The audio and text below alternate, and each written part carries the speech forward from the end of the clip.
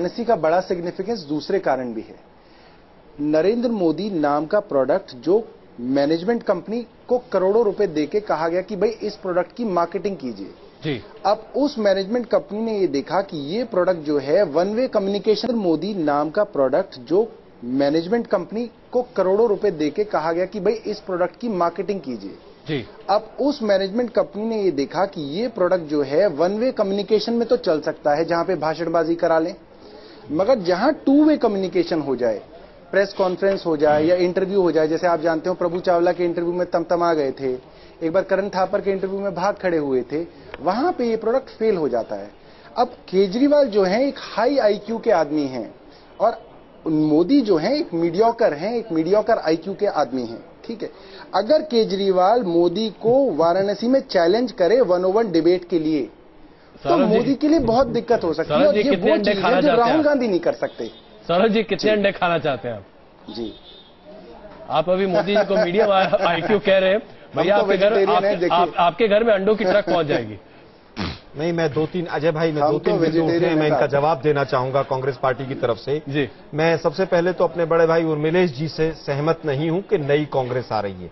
कांग्रेस ने कभी इस तरह से अराजकता का परिचय नहीं दिया है, तो कांग्रेस से कभी आपका तो अस्तित्व ही गायब होता दिखाई दे रहा है। ऐसा नहीं है, बिल्कुल। आपने अभी तक तो बनारस के लिए एक उम्मीदवार भी नहीं चुन पाया। 1977 से बुरी परिस्थिति हमारी कभी नहीं हो सकती थी, हम पुनः आए थे और आप देखिएगा 16 तारीख के जो नतीजे हैं वो बहुत से हमारे वरिष्ठ पत्रकारों की मानसिकता को क्लियर करेंगे। कोई शक नहीं है। एक चीज देखिए, आज अगर अगला पब्लिक कॉन्शियसनेस की बात की जाए तो आप बहुत पीछे चले गए हैं।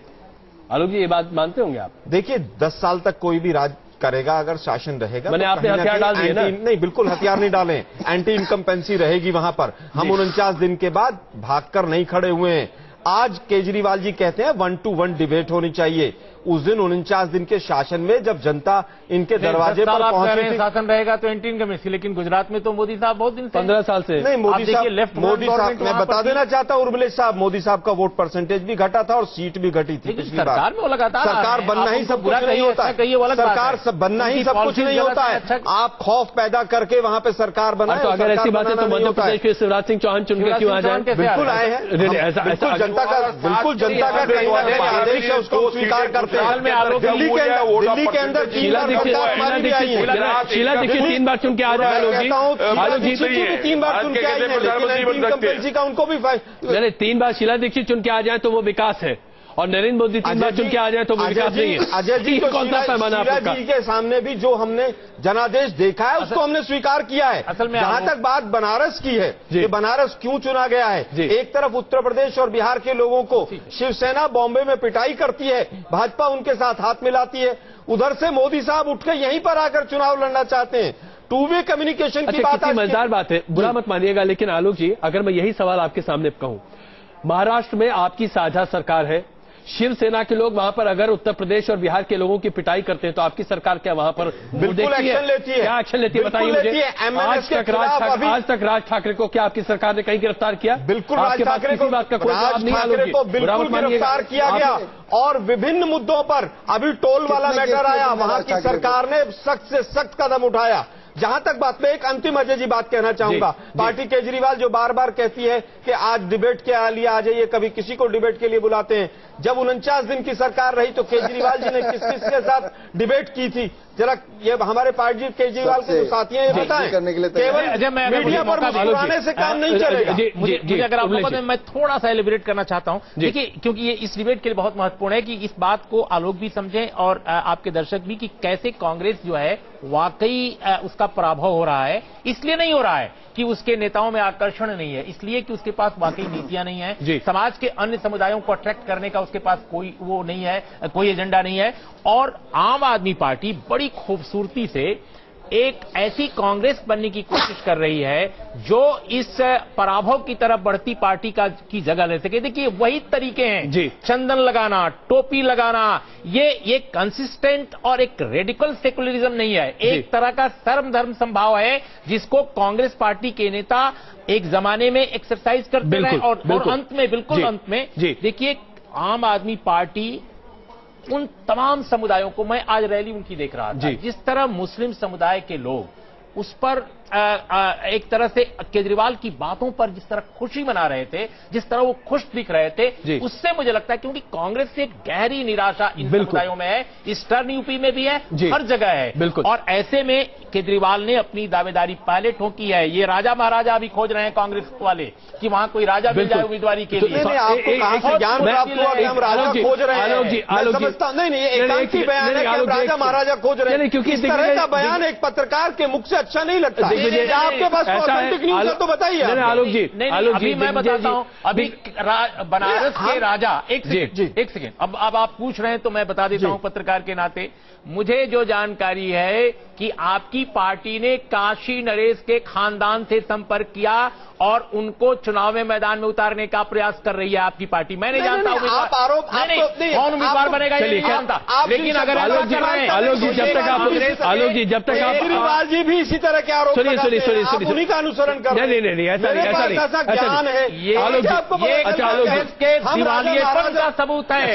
चलिए अभी भी ये एक केवल एक वरिष्ठ पत्रकार का एकांकी सोचने। नहीं आलोक जी आइए हम लोग व्यक्तिगत आरोपों से जरा हटकर मुद्दे पर वापस आते हैं। सौरभ जी, मैं आपसे स्पष्ट तौर से जानना चाहता हूं, क्या आम आदमी पार्टी के लिए भ्रष्टाचार से बड़ा मुद्दा सांप्रदायिकता है? क्योंकि ये कहते हुए कई आपके नेता देखे जा रहे हैं। क्या अरविंद केजरीवाल का काशी से खड़ा होना इस बात का प्रतीक है? जी मैं आपको ये बात बार बार स्पष्ट कर रहा हूं कि देखिए, भ्रष्टाचार तो इन लोगों का मेन ब्रेड एंड बटर है, चाहे वो कांग्रेस हो चाहे बीजेपी हो।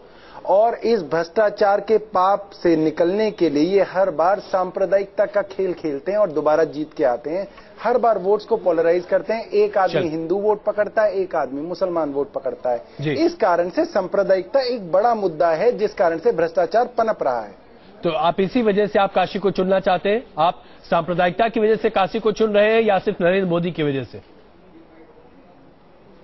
जी, हम क्योंकि नरेंद्र मोदी उस भ्रष्ट तंत्र को रिप्रेजेंट कर रहे हैं, इसलिए हम नरेंद्र मोदी को घेर रहे हैं और उधर राहुल गांधी को घेर रहे हैं। दोनों को घेरेंगे। तो मुकाबला कांटे का होता हुआ दिखाई दे रहा है, इसमें कोई शक नहीं है। और काशी की नगरी जो कि सौहार्द की नगरी मानी जाती है, ऐसा लगता है कि कुरुक्षेत्र से कम बनती हुई नहीं दिखाई दे रही है।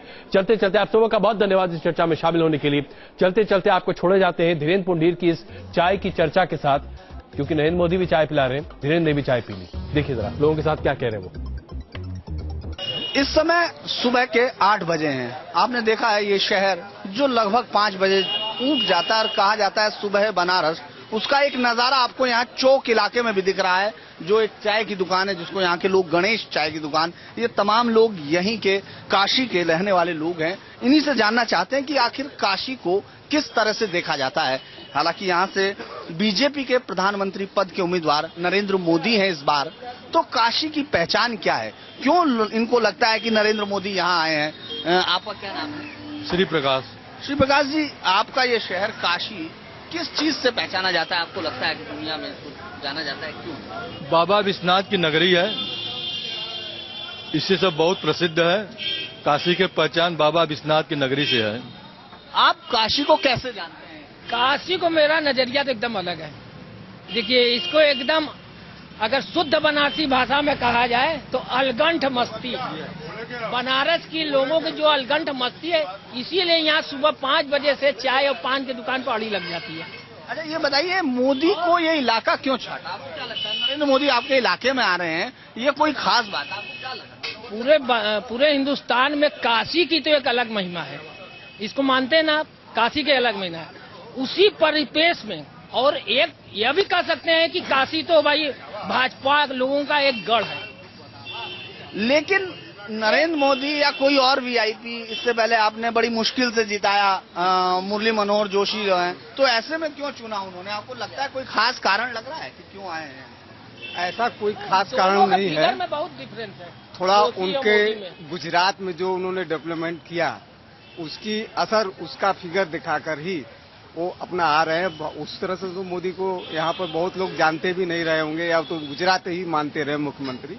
अब आए हैं, इस समय परिवर्तन की लहर है सरकार के खिलाफ, सरकार के खिलाफ परिवर्तन की लहर है, इसमें मोदी निकालेंगे। अच्छा, आपको क्या लगता है कि केजरीवाल का नाम एक आ रहा है? केजरीवाल के आने से कोई फर्क नहीं पड़ेगा।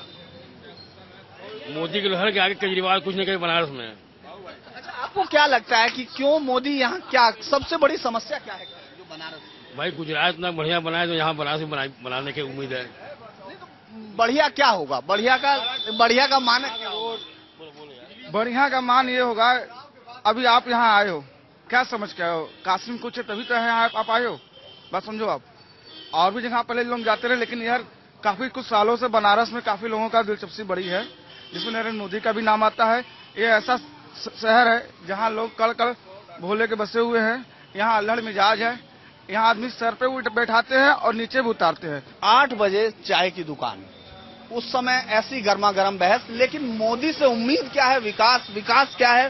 उसको लेकर हर के अपने अलग अलग दावे, अलग अलग उम्मीदें, लेकिन एक कंक्रीट जो प्लान उस शहर का है, ये इस शहर के जो अल्लड़ मिजाज लोग हैं शायद वो भी अभी तय नहीं कर रहे कि नरेंद्र मोदी आ रहे हैं तो अपने साथ क्या ला रहे हैं।